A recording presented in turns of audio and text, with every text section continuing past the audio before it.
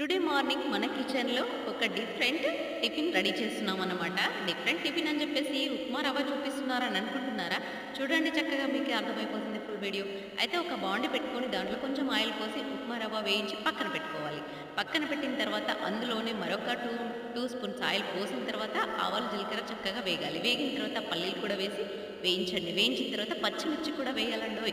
పచ్చిమిర్చి మంచిగా ఆనియన్ కూడా డీప్ ఫ్రై అయ్యేంత వరకు వేయించాలి. వేయించిన తర్వాత మన మెయిన్ ఇంగ్రీడియంట్ కళ్యామాకే కదా అని తీసి పక్కన పెట్టేయకండి. కరివేపాకు చాలా మంచిది కంటికి, హెయిర్కి.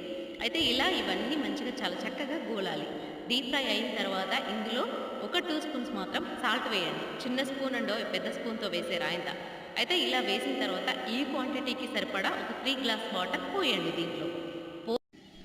అయితే ఇక్కడ ఇలా వాటర్ పోసి ఒక 2 మినిట్స్ మంచిగా మరగనివ్వండి. అది కూడా మూత పెట్టి.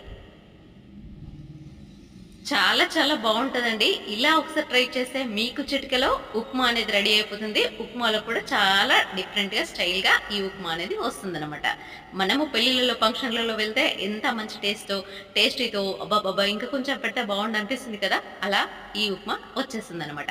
ఉప్మా రవ్వ వేసి కలిపిన తర్వాత ఇలా ఒక 2 మినిట్స్ అలా మూత పెట్టి మగ్గనివ్వాలి. మరొక 2 సెకండ్స్ అండి. 2 సెకండ్స్ ఉంచిన తర్వాత స్టవ్ కట్టేసి ఇంకేముంది ప్లేట్లో పెట్టుకొని గుమగుమలాడే ఉప్మా పెట్టుకొని తినేసేయడమే. మీకు నచ్చితే లైక్ అండ్ షేర్, సబ్స్క్రైబ్. ఆగండి గంట కొట్టడం